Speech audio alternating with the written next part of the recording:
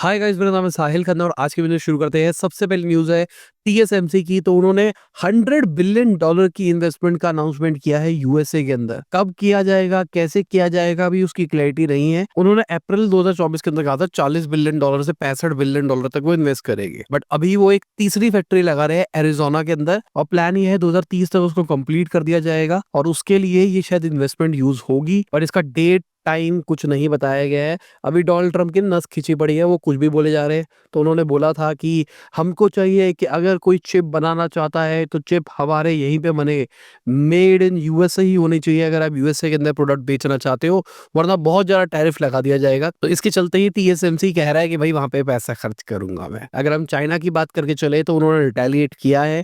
यही उम्मीद थी, यही होता हुआ दिखाई दे रहा है हमको। 15% टैरिफ लगा दिया गया है यूएस के इंपोर्ट्स के ऊपर। इनफैक्ट 25 कंपनीज को तो एक्सपोर्ट और इन्वेस्टमेंट के लिए रिस्ट्रिक्ट भी कर दिया गया है। ये बहुत बड़ी चीज है भाई, और ये मुझे लगता है शुरुआत है यूएस के लिए उल्टी चीजों की। अभी आप देखना यूरोप से भी ऐसी कुछ खबरें निकल के आएगी कुछ ही टाइम के अंदर। इन सब के साथ साथ डोनाल्ड ट्रम्प ने एक और शोर मचा दिया कि भाई जो जापान है और चाइना है वो अपनी करेंसी की वैल्यू को जान करके रिड्यूस करता है। अब करेंसी की वैल्यू को रिड्यूस इसलिए किया जाता है क्योंकि वो प्रोडक्ट दुनिया की मार्केट में सस्ता दिखाई दे। जैसे इंडिया के अंदर कोई प्रोडक्ट 100 रुपए का दिखता है मान लो, और डॉलर का रेट पहुंच जाता है 100 रुपए के ऊपर, तो यूएस वाले को तो $1 ही दिखाई देगा ना। अगर इंडिया की करेंसी स्ट्रांग हो जाती है, मान लो 50 रुपए पहुंच जाती है, तो वो 100 की आइटम लेने के लिए $2 खर्च करने पड़ेंगे। तो ऐसे एलिगेशंस लगाए जाते हैं। जो गवर्नमेंट होती है, गवर्नमेंट जान करके करेंसी को खराब करती है ताकि ज्यादा से ज्यादा एक्सपोर्ट हो सके। अब जो जापान के फाइनेंस मिनिस्टर है उन्होंने बोला है कि भाई हम ऐसा कुछ नहीं करते हैं। उन्होंने बोला है जापान की जो करेंसी पॉलिसी है वो G7 नेशन के साथ में अलाइन करती है, तो हमने कुछ ऐसा कुछ नहीं किया है। चाइना वालों ने जवाब देना भी सही नहीं समझा मेरे हिसाब से। बाकी वॉरेन बफेट ने भी क्रिटिसाइज किया है डोनाल्ड ट्रम्प को। उन्होंने बोला है ये जो टैरिफ लगाए जा रहे हैं एक तरह का एक्ट ऑफ वॉर है। मुझे भी यही लग रहा है कि ना बहुत नुकसान हो सकता है इससे, यूएस को ही उल्टा नुकसान हो सकता है। मैं पिछले कुछ टाइम से यही सेम बात बार बार बोल रहा हूँ क्योंकि कहीं ना कहीं मुझे वो याद आ रहा है, विनाश काले विपरीत बुद्धि। चीजें खराब करने के लिए आप और चीजों को खराब करते हो। मैंने अभी रिसेंटली वीडियो देखी जहां पर कहा जा रहा था कि जो डोनाल्ड ट्रम्प है वो केजीबी के पार्ट थे, मतलब वो कहीं ना कहीं पुतिन के साथ में मिले हुए हैं और उनका प्लान है कि भाई रशिया को सपोर्ट करना है। पता नहीं भाई, पिक्चरें चल रही है ऐसा लग रहा है ये जियो पॉलिटिक्स की दुनिया के अंदर। तो बाकी अगर इंडिया की बात करके चले तो इंडिया के जो प्राइवेट बैंक्स है उन्होंने पीएसयू बैंक्स को आउट परफॉर्म किया है डिपॉजिट के टर्म्स में। मतलब लोगों ने ज्यादा पैसा प्राइवेट बैंक में डाला है गवर्नमेंट के कंपैरिजन में।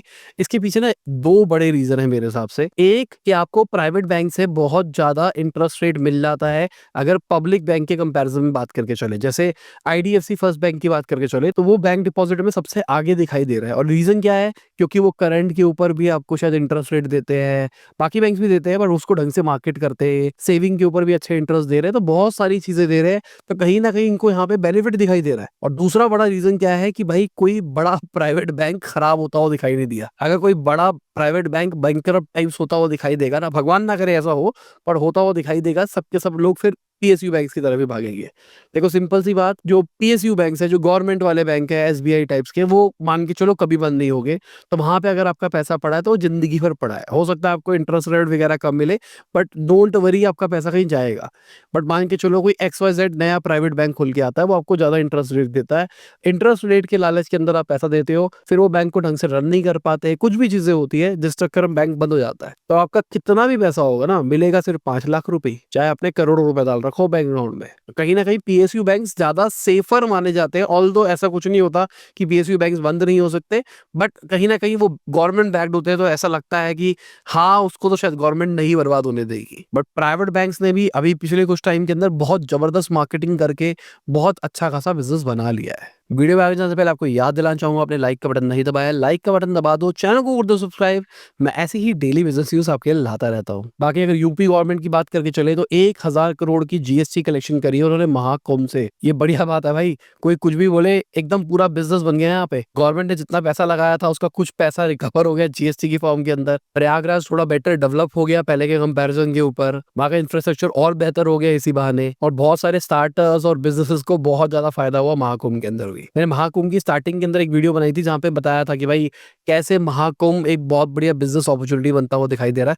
उसको देख लेना, उसके अंदर ये सारी बातें मैंने ढंग से एक्सप्लेन कर रखी है। बाकी ब्लैकस्टोन की बात करके चले तो वो हल्दीराम के स्टेक रेस से बाहर हो गया है। अब मान के चलो हल्दीराम को शायद कोई नहीं खरीद रहा, क्योंकि पहले निकल के आ रहा था ये खरीद रहे हैं, फिर पता लगा भाई ये नहीं खरीद रहे, फिर पता लगा ये खरीद रहे हैं। अब इसका रीजन क्या है? देखो, पिछले कुछ टाइम से हमने देखा है एफएमसीजी मार्केट थोड़ी हल्की दिखाई दे रही है, इनकी ग्रोथ कम दिखाई दे रही है, मार्केट प्राइस भी नीचे जाता हुआ दिखाई दे रहा है, साथ में हमारी करेंसी भी टूटती हुई दिखाई दे रही है। कहीं ना कहीं जो बाहर के बड़े प्लेयर्स हैं उनके लिए ओवर प्राइस हो गया है किसी भी इंडियन एफएमसीजी सेक्टर के अंदर इन्वेस्ट करना। हमने जनवरी 2025 के अंदर सुना था कि जो सिंगापुर का टेमासेक है वो 10% एक्वायर कर सकता है 10 से 11 बिलियन डॉलर की वैल्यूएशन के ऊपर। और जब देखा गया कंजम्पशन रेट ज्यादा नहीं बढ़ रही है, बहुत बुरा हाल है, एक तरह से स्लम आया हुआ है एफएमसीजी मार्केट के अंदर, तो इस चक्कर में कहीं ना कहीं सब रुकते हुए दिखाई दिए। अब मार्केट जब सही होगी तभी शायद हल्दीराम का कुछ होगा, वरना भाई आईपीओ निकाल के हम जैसों को बेच देंगे। बाकी Info Edge bagged no paper forms की बात करके चले तो आईपीओ के लिए फाइल कर रहे हैं। 500 करोड़ वो रेस करेंगे 2000 करोड़ की वैल्यूएशन के ऊपर। ये लोग सीआरएम सॉफ्टवेयर देते हैं एजुकेशनल इंस्टीट्यूट्स के लिए, जो कि एंड टू एंड सारी चीजें हैंडल करता है। 2017 के अंदर ये कंपनी शुरू हुई थी। 48% स्टेक इन्फो एज ने इसके एक्वायर करे थे 30 करोड़ रुपए इन्वेस्ट करके, और कहा जा रहा है 30 गुना इनको वैल्यूएशन मिलेगी भाई इस पैसों पे। मतलब बहुत बड़ी अपॉर्चुनिटी है अगर आप स्टार्टअप्स के अंदर इन्वेस्ट करते हो और आपके पास में फंड है। बाय द वे, इसके ऊपर मैंने एक बहुत साल पहले वीडियो बनाई थी कि कैसे स्टार्टअप्स में इन्वेस्ट किया जाता है, क्या क्राइटेरिया है एंजल इन्वेस्टर का, अगर आपको फंडिंग लेनी है तो किस तरीके से ले सकते हो। वो वीडियो देख लेना, मैं आई बटन में दे देता हूँ, उसमें आपको समझ में आ जाएगा। बाकी मैंने प्रोडक्टिविटी वाली सीरीज शुरू करी है, हमारा पेड कोर्स जो था प्रोडक्टिविटी वाला, उसको मैं यूट्यूब के ऊपर डाल रहा हूँ धीरे धीरे करके। पहले एक वीडियो डाली है, अभी 1-2 दिन के अंदर एक और वीडियो आ जाएगी, फिर 1-2 दिन के अंदर एक और आ जाएगी। तो आइडिया ये है 3 हफ्ते के अंदर सारी की सारी वीडियोस हम रिलीज करेंगे अपने कोर्स वाली। अगर आपको कोर्स लेना तो कोर्स ले सकते हो, कोर्स के अंदर आपको इंस्टेंट एक्सेस मिल जाएगा। बाकी यूट्यूब के ऊपर फ्री आना ही है, वेट कर लो थोड़ा सा। अगर हम ओयो की बात करके चले तो उन्होंने अपने आईपीओ प्लान को फास्ट ट्रैक के ऊपर डाल दिया है, क्योंकि भाई डेट रीपेमेंट करनी है। कहानी क्या है, रितेश जी ने $2.2 बिलियन का लोन लिया था ओयो के शेयर्स को बायबैक करने के लिए। उन्होंने कर तो लिए, बट वो उस पैसे को भी रीपे नहीं कर पा रहे थे, क्योंकि प्लान था कि आईपीओ निकाला जाएगा, ऐसा किया जाएगा, वैसा किया जाएगा। 2022 के अंदर इसको रीस्ट्रक्चर भी किया गया था, बट अभी ऐसा क्लॉज है अगर अक्टूबर 2025 तक ओयो लिस्ट नहीं होता है तो $383 मिलियन रितेश जी को लौटाने पड़ेंगे। अगर आईपीओ निकल जाता है इसका मतलब उनकी होल्डिंग की वैल्यू लिक्विडेट हो जाती है। अगर कोई भी फाउंडर आईपीओ निकालता है तो मतलब उसके शेयर्स मार्केट में आ चुके हैं, मतलब उसकी शेयर की एक्चुअल वैल्यू बन गई है। तो अगर आईपीओ आएगा तो 2027 तक ये रीपेमेंट चली जाएगी। तो ओयो का टारगेट है $5 बिलियन की वैल्यूएशन के ऊपर आईपीओ निकालने का।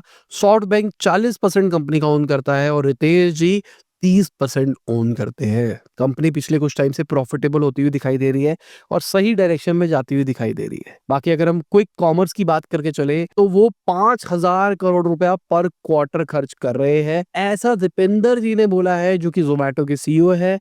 उन्होंने बोला है कि जो सारा खर्चा है ना, इसमें आधे से ज्यादा मान के चलो ज़ेप्टो खर्च कर रहा है। उन्होंने बोला जो हमारा ब्लिंकिट है वो सिर्फ 35 करोड़ का मंथली लॉस कर रहा है, और कम बर्न के साथ में इनका मार्केट शेयर भी 40 से 45% का है। मतलब मार्केट शेयर भी बड़ा है, लॉसेस भी कम है। तो ये कहीं ना कहीं दिखा रहे हैं कि ज़ेप्टो एक अच्छी वैल्यू नहीं है। अगर इन्वेस्टमेंट करनी है तो जोमेटो में करो। ब्लिंकिट वालों ने पिछले कुछ टाइम के अंदर बहुत तेजी से अपने डार्क स्टोर्स बनाए हैं। प्लान है कि इस साल के एंड तक 2000 तक ले जाएंगे। अभी तो 1000 है, प्लान ये है 2000, मतलब डबल कैपेसिटी पे लेके जाएगी। और क्विक कॉमर्स के ऊपर इतना ध्यान देने की वजह से इनका थोड़ा सा प्रॉफिट मार्जिन भी कम होता हुआ दिखाई दे रहा है। इस चक्कर में इनके शेयर प्राइसेस भी घटते हुए दिखाई दिए। तो इसको जस्टिफाई करने के लिए शायद ये बात बोली गई है। बट अगर ज़ेप्टो के सीईओ की बात करके चले तो उन्होंने मना कर दिया, भाई ये गलत बात बोली है दीपेंद्र जी ने। पहले तो उन्होंने बोला है कि आई रिस्पेक्ट हिम, मेरे वो बचपन से ही रोल मॉडल थे, बट उन्होंने बोला कि ये जो डेटा दिया गया है ये ऑनेस्ट मिस्टेक हो सकती है या फिर कोई कॉन्टेक्चुअल एरर भी हो सकता है। ज़ेप्टो की अगर एमसीए फाइलिंग की बात करके चले फाइनेंशियल ईयर 24 की, तो एक्सपेंसेस थे इनके 5747 करोड़ के, 72% बढ़ते हुए दिखाई दिए थे। और इनका रेवेन्यू की बात करके चले तो 4454 करोड़ का था। तो अगर डायरेक्टली ही माइनस करते हैं कि अगर पूरा ऑपरेटिंग रेवेन्यू माइनस एक्सपेंसेस, तो 1300 करोड़ के आसपास का माइनस डिफरेंस निकल के आता है। अगर इसको क्वार्टरली भी बांट के चलेंगे तो 400 करोड़ तो निकल गया है। 2500 करोड़ का नंबर थोड़ा सा अजीब लग रहा है मेरे हिसाब से। शायद और भी अलग कॉस्ट होगी जिसको दीपेंद्र जी ने अपनी कैलकुलेशन के अंदर लिया होगा। शायद तभी आदित्य ने बोला है कि कंटेक्चुअल एरर भी हो सकता है या फिर ऑनेस्ट मिस्टेक स्टेक भी हो सकती है। अगर हम ब्लैक रॉक की बात करके चले तो वो अडानी ग्रुप के $750 मिलियन के डेट को खरीदने का प्लान कर रहे हैं। मई 2022 के अंदर अडानी की सब्सिडरी अडानी एयरपोर्ट होल्डिंग ने $750 मिलियन रेस करे थे। अब ब्लैक रॉक और सीटाडेल नेगोशिएट कर रहे हैं कि वो इस डेट को एक्वायर कर पाए। अगर हम M2P की बात करके चले तो उन्होंने मैड स्ट्रीट डेन को एक्वायर करा है 90% डिस्काउंट के ऊपर। ये डिस्ट्रेस सेल है, समझ नहीं कुछ करो कितना बुरा हाल हुआ है। कहा जा रहा है 10 से 15 मिलियन डॉलर के अंदर कंपनी बिकी है और कंपनी ने अभी तक $50 मिलियन रेज भी कर लिए थे। मतलब मार्केट से आपने $50 मिलियन उठा लिया है। आपकी वैल्यूएशन क्या है वो तो सब छोड़ ही दो, आपको अपने आप को 10 से 15 मिलियन डॉलर के अंदर बेचना पड़ गया है। जनवरी 2023 के अंदर $30 मिलियन इन्होंने रेस करे थे। तो यही प्रॉब्लम है, अगर बहुत ज्यादा लॉस किया जाता है ना तो ऐसी चीजें निकल के आती है कई स्टार्टअप्स के साथ में। बाकी एनवीडिया के जो चिप स्मगलर थे वो सिंगापुर के अंदर पकड़े जा चुके हैं। क्या इसका मतलब ये है कि अब चाइना वालों को ये स्मगल वाले जीपीयूज नहीं मिलेंगे एनवीडिया के? मुझे नहीं लगता, एक जाएगा दूसरा आ जाएगा। बाकी परप्लेक्सिटी वाले अपना खुद का AI फोन निकालने का सोच रहे हैं $1000 का, मतलब खुद का नहीं होगा, कोलैबोरेशन के अंदर निकाला जा रहा है। कहा जा रहा है और भी जो AI टूल्स है वो भी इसके अंदर होंगे, बट कैसे काम करेगी, किस हार्डवेयर लेवल पे काम करेंगे या सॉफ्टवेयर लेवल पे काम करेंगे, क्या सब्सक्रिप्शन पेड होगी या फिर फ्री होगी। रिपोर्ट्स कह रही है कि वो एंड्रॉइड बेस्ड ही होगा, 2025 के एंड तक हमको आता हुआ दिखाई देगा। तो लेट्स सी क्या होता है, पूरी पूरी कहानी कहाँ निकल के जाती है, कहीं कोई मजाक ना बन के आ जाए भाई। बाकी पाकिस्तान की बात करके चले तो उनकी इकोनॉमी बचने के चांसेस आ गए हैं। गोल्ड रिजर्व मिला है 80,000 करोड़ वर्थ का, बहुत बड़ी बात है। जियोलॉजिस्ट का कहना है कि जो गोल्ड है इंडियन ओरिजिन हो सकता है। पार्टीशन से पहले हिमालय से सोना बहता बहता आया होगा और इंडस रिवर में चला गया और अब उसको एक्सप्लोर किया गया है, तो इतना निकला है। अच्छी बात है भाई इनके लिए। अगर दिसंबर 2024 की बात करके चले तो इनका गोल्ड रिजर्व $5.43 बिलियन का था और अभी $9.6 बिलियन के गोल्ड मिल गए। बहुत बढ़िया चीज है।